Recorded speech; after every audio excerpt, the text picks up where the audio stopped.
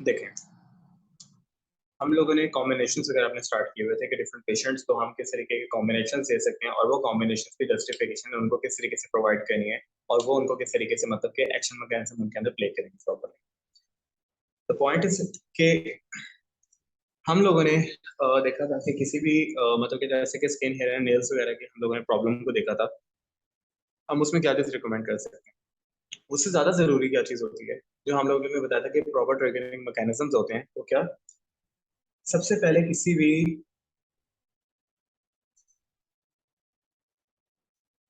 भी प्रॉब्लम को किसी भी चीज को स्टार्ट करने में सबसे पहली चीज हमें क्या करवानी पड़ती है, चलेशन। देखिए, अब मैं आपको वो चीजें बता रहा हूँ कि आप लोगों ने सप्लीमेंट और बाकी जो एडिंग फैक्टर्स हैं वो किस तरीके से प्रोवाइड करने हैं। ठीक है, देखें, चिलेशन हमें पता है कि दो तीन तरीकों से होती है। एक तरीका क्या है,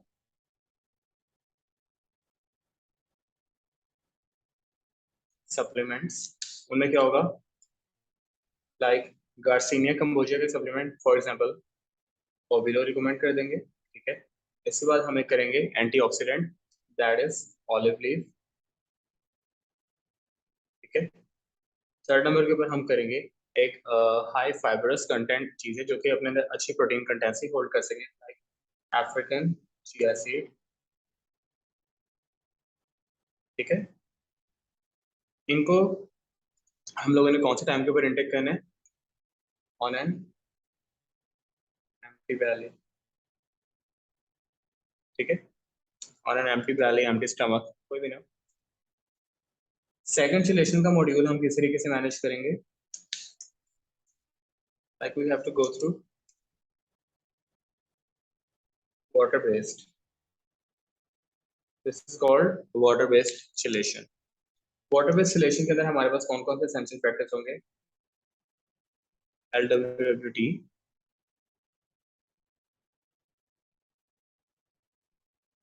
लमार्गियम, सोगा,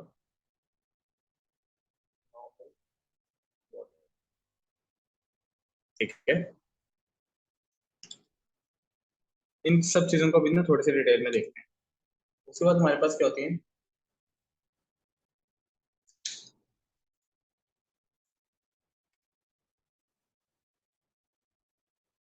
एक्सरसाइज बेस्ड, हमारी होगी कार्डियो एक्टिविटी फैक्टर,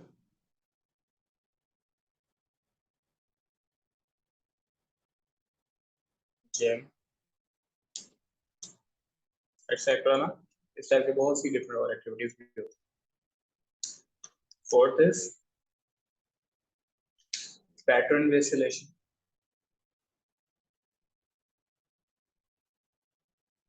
ठीक है, पैटर्न बेस्ड सिलेक्शन में क्या होती है, हमारे पास होती है लाइक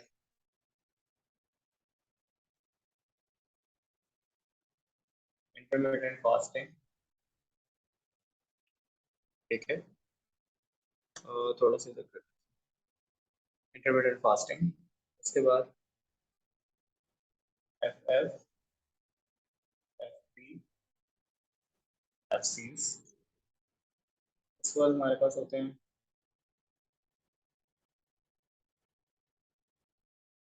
टाइम बेस्ड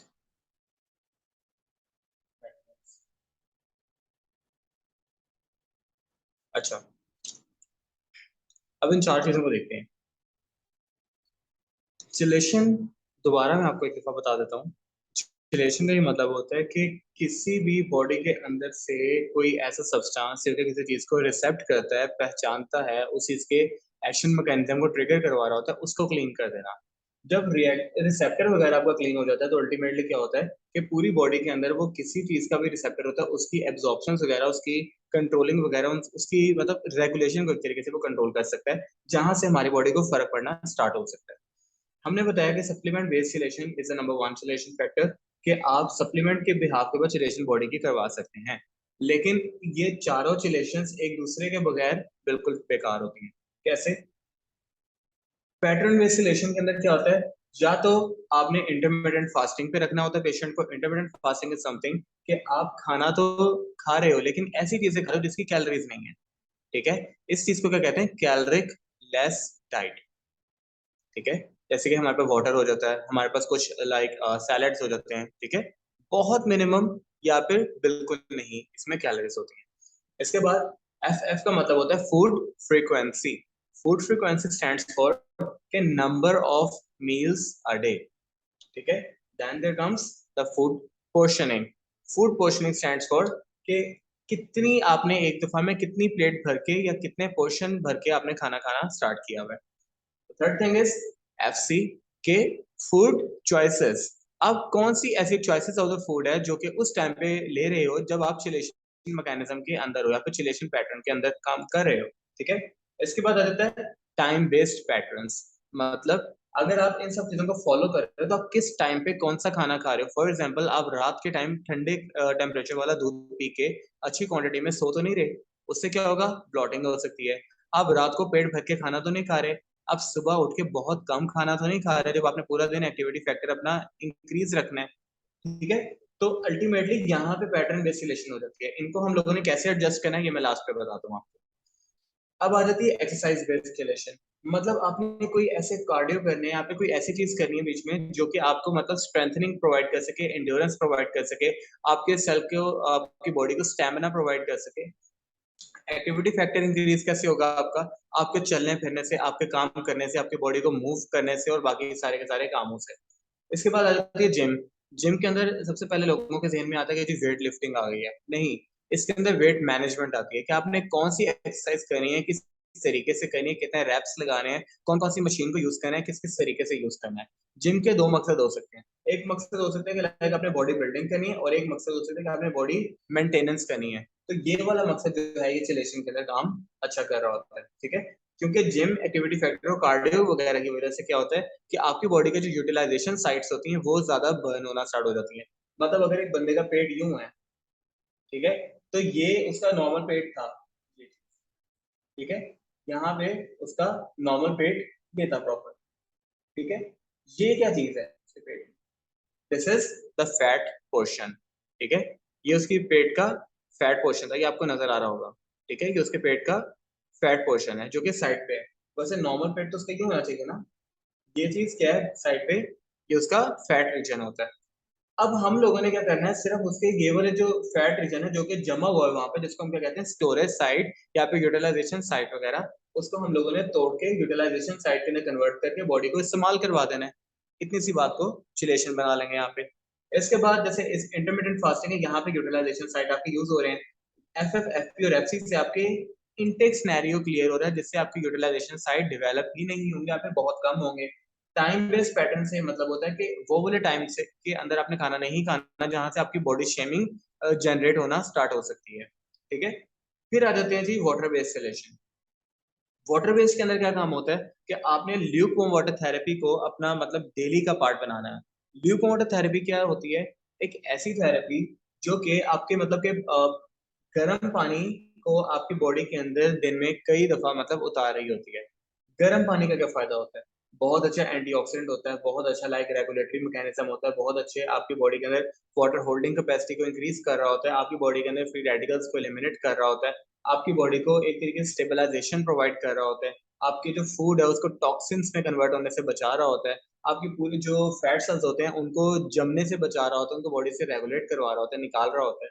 लेमार्कियम एक ऐसी ड्रिंक होती है जो कि एक छोटा सा डिटॉक्स होता है। ऐसी ड्रिंक जो कि डिटॉक्स का काम कर रही होती है, लाइक कि यूज क्या होता है इसमें, लेमन, कुकम्बर और मिंट। इन तीनों चीजों से हम ऐसे कॉम्बिनेशन बना रहे होते हैं जिसको हम लेमार्गियम कहते हैं। उस लेमार्गियम कॉम्बिनेशन से क्या होता है कि आपकी बॉडी के अंदर स्टेबलाइजेशन आ जाती है कि कोई पॉइजनस केमिकल या फिर कोई पॉइजनस मटेरियल वगैरह बॉडी के अंदर इन्वेड नहीं कर पाता। आपकी बॉडी काफी हद तक स्टेबल रहती है और अल्टीमेटली किसी भी किस्म का कोई इश्यू बॉडी के पास दूर दूर से नहीं आ रहा होता। अब नॉर्मल वाटर क्यों जरूरी होता है, क्योंकि आपकी बॉडी के अंदर हाइड्रेशन जो होती है जिसको रिहाइड्रेशन बोलते हैं वो बहुत जरूरी होती है। जब आपकी बॉडी डिहाइड्रेटेड होती है तो वो बहुत ज्यादा लाइकली हो जाती है कि उसको इन्फेक्शन हो जाए, उसको बहुत ज्यादा लाइक इश्यूज हो सकते हैं, उसकी बॉडी में फॉरेन एजेंट की इन्वेजन से मसले मसाइल जनरेट हो सकते हैं। तो अल्टीमेटली नॉर्मल वाटर की जो क्वांटिटी होती है बॉडी के अंदर के तमाम स्नैरियोज को रेगुलेट करने में बहुत ज्यादा जरूरी होती है। इसके बाद आ जाते हैं हमारे पास ये वाले सप्लीमेंट्स। सप्लीमेंट का मैंने आपको पहले बताया था कि ऐसा मकसद होता है जो कि बॉडी को सपोर्ट कर रहा होता है, सप्लीमेंट कर रहा होता है, बॉडी को सपोर्ट करने का उसका बेसिक काम होता है। अब ऑबिलो जो होती है, मतलब मैंने पहले बताया इसमें गार्सिनिया कंबोजिया होती है। गार्सिनिया कंबोजिया के ऊपर हम लोगों ने प्रॉपर एक लेक्चर लिया हुआ है।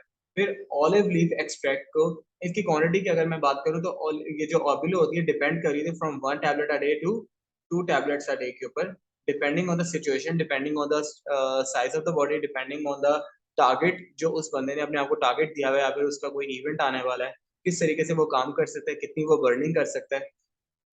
ऑलिव लीफ एक्सट्रैक्ट का क्या काम होता है कि उसने बॉडी के अंदर से फ्री रेडिकल्स को एलिमिनेट करना होता है, टॉक्सिक कंपोनेंट्स को रिमूव करवाना होता है, और आपकी बॉडी को वही वाली बात की स्टेबलाइजेशन एक लिमिट देनी होती है। अफ्रीकन चिया सीड्स ने क्या करना होता है कि आपकी बॉडी को feeling of fullness of and on से प्रोवाइड करनी होती है, आपको भूख लगने से बचाना होता है ताकि आप फिर एक्स्ट्रा कैलोरीज वगैरह का इंटेक ना कर लें। और उस कैलोरीज को इंटेक करने के बाद क्या होता है कि चिलेशन आपकी दोबारा से करवानी पड़ रही होती है। चिलेशन जो रिकमेंड की जाती है वो तकरीबन हर 3 से 4 महीने के बाद एक दफा जरूर आपको करवानी चाहिए चिलेशन अपनी, ताकि 3 से 4 महीने जो आपने खाना खाया था वो अगर आपके रिसेप्टर को ब्लॉक करने की कोशिश कर रहा था तो हर 3 से 4 महीने के बाद आपके रिसेप्टर साइट्स ओपन अप वापस हो सकें। राइट। तो ये सारे के सारे प्रोसीजर्स होते हैं कि आपने कोई भी काम करवाने से पहले किसी भी पेशेंट को इन चारों चीजों के बारे में गाइड जरूर करना है। ठीक है, और यही चीज आपको मार्केट से डिस्टिंग्विश करेगी कि आप किस तरीके से काम कर रहे हो और वो लोग किस तरीके से काम कर रहे हैं। जब उनका काम सिर्फ यहाँ तक होगा, या फिर उनका काम सिर्फ यहाँ तक होगा, या फिर उनका काम सिर्फ यहाँ तक होगा, क्योंकि ये वाला काम तो अभी तक नहीं किया ना उन्होंने स्टार्ट, ये इन तीनों कामों के अंदर से उनका काम अगर किसी एक फैक्टर के अराउंड जनरेट कर रहा होगा, तो आप मल्टीपल फैक्टर्स के ऊपर काम कर रहे होगे, आपके पेशेंट को उनसे 3 गुना ज्यादा फायदा हो रहा होगा, जो कि टेक्निकली इस टाइम पे हम देख रहे होते हैं। आपका पेशेंट की सेटिस्फैक्ट्री लिमिट बहुत ज्यादा अच्छी होगी, सेटिस्फाइड बहुत ज्यादा होगा, आपके पेशेंट के पास क्वेश्चंस बहुत ज्यादा होंगे क्योंकि वो लर्न बहुत ज्यादा कर रहे हैं, आपके पेशेंट में अवेयरनेस बहुत ज्यादा अच्छे लेवल की होगी as compared to the patients of the market. आपका पेशेंट सिर्फ प्लान देख के नहीं आएगा, आपका पेशेंट फिर आपका मुंह देख कर आ रहा होगा कि यार ये वाला बंदा बैठा है गाइड बहुत अच्छे तरीके से कर रहा होता है, और अल्टीमेटली इसके पास जो टर्मिनोलॉजीज होती हैं, इसके पास जो लॉजिक्स होती हैं, इसके बाद जो लॉजिकल रीजनिंग होती है, वो ऐसी होती है कि मार्केट में मुझे कहीं और से वो चीज नहीं मिलेगी।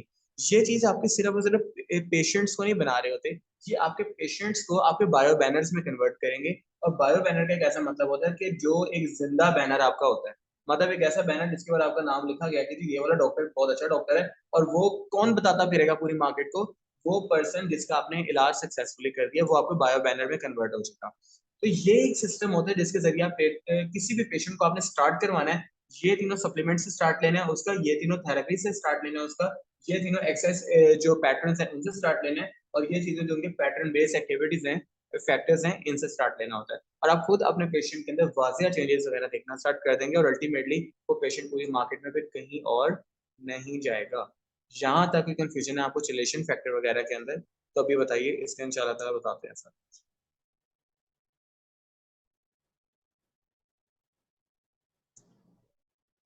Sir garcinia cambogia as a diuretic तो काम नहीं करता ना, कि काफी लोगों का होता है कि वेट लॉस जो होता है वो 1 हफ्ते में वो हो जाता है, वो वाटर लॉस की वजह से हो जाता है, उनका फैट लॉस नहीं हो रहा होता एक्चुअल में। मैं बताता हूँ। देखो, अगर आप सिर्फ ऑलिव लीफ को यूज करोगे ना तो आपकी बॉडी में डायरेटिक सीक्वेंस लग जाएगी। अगर आप सिर्फ अफ्रीकन चिया सीड्स को करोगे ना आपकी भूख कम होना शुरू हो जाएगी। अगर आप सिर्फ ओबिलो को यूज करोगे ना तो आपकी बॉडी के अंदर जो फैट है वो टूटना स्टार्ट हो जाएगा। देखो, हमने क्या करना है, फैट को तोड़ के, ठीक है, सीरीज फॉलो करनी है ना, पेशेंट को आपने समझाना है प्रॉपर बात। फैट को बॉडी से तोड़ के उसकी जगह पे हम लोगों ने कोई और फैक्टर लगाना है ताकि वहां पर दोबारा से फैट जमना ना स्टार्ट हो, और अल्टीमेटली जो गिरा हुआ जमीन पे फैट होगा, जो टूटा हुआ फैट होगा, उसको बॉडी से डाययूरेटिक सीक्वेंस से बाहर निकालना है। और उसके बाद में बॉडी को ऐसी इंटेक देनी है, एफसी के अंदर फूड चॉइसेस में ऐसी इंटेक देनी है जो कि उस जगह को एमआरटी के जरिए, एमआरटी के जरिए रिप्लेस करवा सके। एमआरटी एक ऐसी चीज होती है जो कि मील रिप्लेसमेंट थेरेपी कहलाती है। It is the most expensive subject. ठीक है, ये मोस्ट एक्सपेंसिव इसका प्लान होता है एमआरटी का, it is called as meal replacement therapy. ये किस तरीके से होगी, इन सब चीजों के बिहाफ के ऊपर। अब ये चीजें बिल्कुल आपके पास ठीक है, अगर ऑलिव लीफ आप अकेला यूज करवाओगे तो डायरेटिक सीक्वेंस होगी, अगर चिया सीड आप अकेले यूज करवाओगे तो उसके फैट पैटर्न डिस्टर्बेंस होगा, और अगर आप सिर्फ ओबिलो यूज कराओगे तो फैट टूटता रहेगा लेकिन जिसम से बाहर नहीं निकलेगा। तो हमने इन तीनों चीजों को कॉम्बिनेशन में यूज करवाने के साथ साथ अब olive leaf diuretic sequence body में कब लगाएगा, जब बॉडी के पास एनफ वाटर तीनों किस्म की क्वांटिटी का मौजूद होगा और क्वालिटी का। उसके बाद वो कैसे उतनी एनर्जी इकट्ठी करेगा, वो एनर्जी यहाँ से ले रहा होगा उस चीज को मेंटेन करवाने के लिए, और वो बार बार वो काम किस तरीके से कर पाएगा, इस एनर्जी को कार्डियो एक्टिविटी के साथ इन्वॉल्व करवाने के बाद, और उसके बाद वो पैटर्न बेस्ड काम करेगा जिससे उसकी फूड की क्वालिटी अच्छी होना शुरू हो जाएगी, उसका टाइम बेस्ड पैटर्न अच्छा हो जाएगा और इंटरमिटेंट फास्टिंग हो जाएगी, तो फैट उसकी बॉडी में दोबारा ब्लॉकेज दे ही नहीं पाएगा। क्लियर हुआ? ये सारी चीजें आपस में ऐसी इंटरेक्ट हैं कि एक चीज भी अगर आप स्किप करते हो तो बाकी चीजों का फायदा बिल्कुल भी नहीं हो रहा होता। All clear?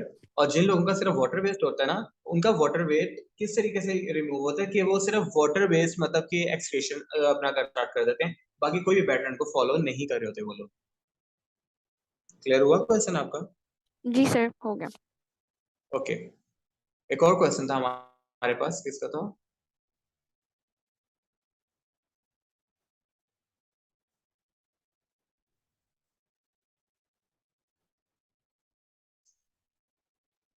सर वो शायद मायदा का था, वो कह रही थी कि उसका मैसेज आया था कि हम क्या ठंडे पानी में चिया सीड्स को यूज कर सकते हैं along with the sugar. Chia seeds को बिल्कुल ठंडे पानी में यूज कर सकते हैं अलॉन्ग विद द शुगर, लेकिन मोस्ट जो रिकमेंडेड वे है ना वो ल्यूक वार्म है। ठीक है, रिकमेंडेड, क्योंकि ल्यूक वार्म जो होता है आपकी बॉडी में वाटर की रिटेंशन दे रहा होता है, चिया सीड्स के साथ बिल्कुल फ्रेंडली होता है, और शुगर वगैरह को मतलब कि बहुत ज्यादा आपकी क्वांटिटी को लो करवा देता है। ठंडे पानी के अंदर ऑब्वियसली फिर आपको कुछ ना कुछ चीज चाहिए होती है जो कि आपके टेस्ट बर्ड्स को एक्टिव कर सके, क्योंकि ठंडा पानी जो टेस्ट बर्ड्स होते हैं उसको नम कर देता है। आपने देखोगे ठंडी चीज के अंदर आपको शुगर ज्यादा रिक्वायर होती है एज कम्पेयर टू द गर्म चीज। ठीक है, वो एग्जांपल में आपको देखो, कोल्ड कॉफी में ज्यादा शुगर डलती है as compared to the hot coffee. ठीक है, हम भी समझ ले सकते हैं चिया सीड्स को, जी बिल्कुल ले सकते हैं। ये पूरे का पूरा पैटर्न आपने अपने इंटरमिटेंट फास्टिंग के दौरान करना होता है, दैट इज एम्प्टी स्टमक। बिल्कुल सर हम ये गार्सिनिया कंबोजिया की जैसे फैट जीआर हमारे पास है, स्लिम पैक है, ये सब हम उसको एम्प्टी स्टमक देना होता है, सप्लीमेंट्स अगर एम्प्टी हम स्टमक, रिकमेंड करें? Empty okay. स्टमक देना होता है। ओके। ये और हुआ, सर, और एफिकेसी पेशेंट आपको खुद नजर आएगी फिर। यस, ओके सर, और सिलाटू की क्या रिकमेंडेशन है, उसको हमने किस टाइम में देना? आपने खाने के बाद देना है। खाने के बाद तकरीबन 20 से 25 मिनट के बाद, खाने के 15 मिनट भी लोग खा लेते हैं। सर ब्रेकफास्ट के बाद दे सकते हैं उसको? एक्चुअली दे सकते हैं, वंस ओके। अ डे से लेकर ट्वाइस अ डे तक आप दे सकते हो, और depending on the condition twice a day भी दी जाती है। जैसे हाइट ग्रोइंग सिनेरियोज होते हैं, उसके अलावा फिर बहुत ज्यादा कोई बंदा स्ट्रेचिंग एक्सरसाइज कर रहा होता है, उसके अलावा कोई बंदा मतलब सलाइन ट्रीटमेंट ले रहा होता है, उन लोगों को दी जा सकती है थ्राइस टाइम पे। जैसे घर से सीनिक हो जाए, ओबिलो है, फैट जी आ रहा है, और लाइक इसके अलावा स्लिम पैक थी, तो ये सब चीजों को भी आप मतलब इस तरीके से यूज करवा सकते हो कि इनकी फ्रिक्वेंसी को आप चेंज करवा सकते हो depending on the workout of the patient. अगर वो बहुत ज्यादा कंसिस्टेंट है, बहुत ज्यादा ओबीस है और बहुत ज्यादा वर्कआउट कर सकते हैं, तो आप उसकी फ्रिक्वेंसी को 3 तक भी लेके जा सकते हो, लेकिन हर केस में नहीं लेके जा सकते। क्लियर हो गया? जी सर। सर ऐसे ही काफी होते हैं लोग जो हाइट के लिए कोई फॉर्मूला ढूंढ रहे होते हैं, तो उसके लिए तीनों चीज़ फैक्टर्स को रखना जरूरी है कि वो एक्सरसाइज भी करें और ये सप्लीमेंटेशन भी लें, एग्जैक्टली, ये मैंने पहले दोनों चीज़ें बताया, इंपॉर्टेंट रोल। इस चीज ने अकेले असर कुछ भी नहीं करना, भूलो कि यहाँ पे है ही नहीं। ठीक है, सप्लीमेंट का ये मतलब नहीं होता कि you can use it as an alternative of food. Supplement helps you with the digestion of the food and the management of the food process. ठीक है, जैसे घी होती है, जितनी एक्सरसाइज जरूरी है उतना ही सप्लीमेंट जरूरी है, जितना सप्लीमेंट जरूरी है उतना ही डाइट का इंटेक जरूरी है, जितना ये दोनों तीनों चीजें जरूरी हैं उतना ही वाटर जरूरी है, क्योंकि एक्वस मीडियम के अंदर आपने ट्रैवलिंग करवानी है पूरे फूड की बॉडी के अंदर ना। एक्वस मीडियम ही नहीं होगा तो हर चीज अपनी जगह पे पड़ी रहेगी, कोई काम ही नहीं होगा। क्लियर हुई? ये सारे एक साइक्लिक प्रोसीजर है जो कि चारों चीजें मिलके काम कर रही होती है। क्लियर? जी sir, clear. Any confusion, any question?